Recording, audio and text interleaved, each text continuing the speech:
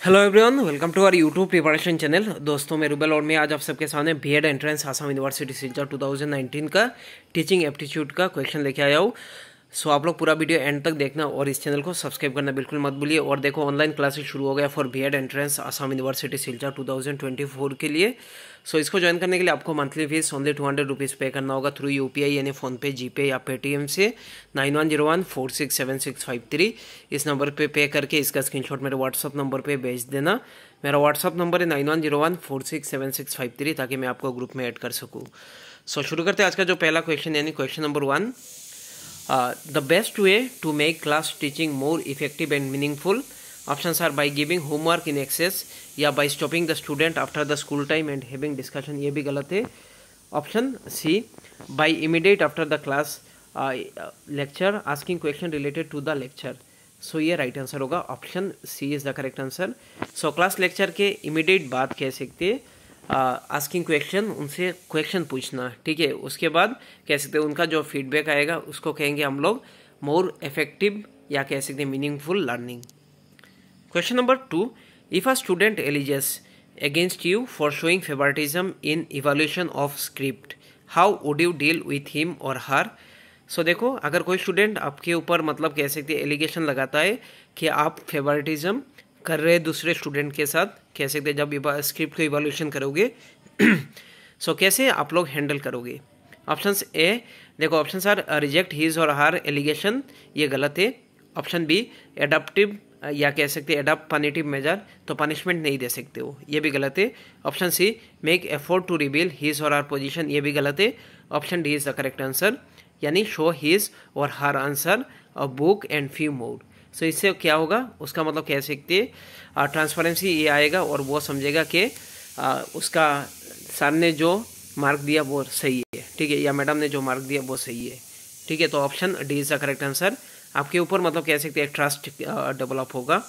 Question number 3, the major responsibility with which school personnel have been entrusted is that. So कौन सा कह सकते हैं कौन से स्कूल पर्सनल के ऊपर मतलब मेजर रेस्पॉन्सिबिलिटी दिया गया, या कह सकते कौन सा चीज़ कह सकते। Option are adjusting social demand to the need of the child या adjusting the child to conform the demand of the society, ये राइट आंसर है, ठीक है।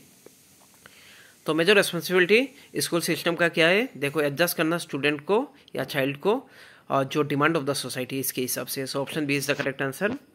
Question number 4, whose behaviour effect student most, किसका बिहेवियर कह सकते हैं student को ज़्यादा इफेक्ट करता है। सो राइट आंसर होगा देखो ऑप्शन सी यानी that of a teacher. So option C is the most appropriate answer. We move to next question, question number 5.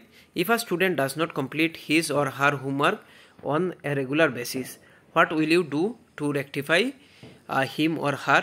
Options are, you will complain to the principal, तो ऐसा नहीं करना चाहिए।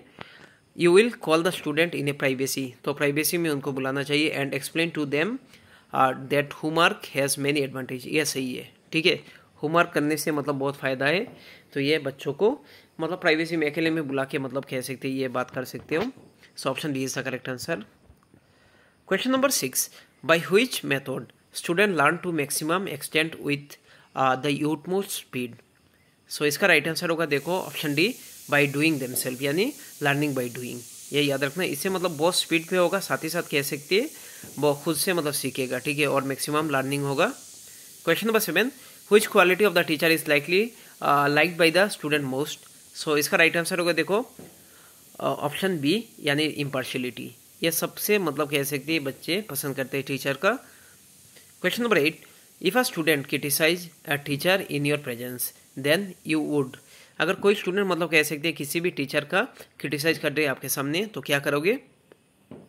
Option A, punish the student, तो punish नहीं कर सकते हो। Option B, inform that teacher, उस टीचर को इन्फॉर्म करोगे about the critical remark pass by the student, या कह सकते हैं option C, ignore his or her remark discussion, या reprimand that student and spare him her.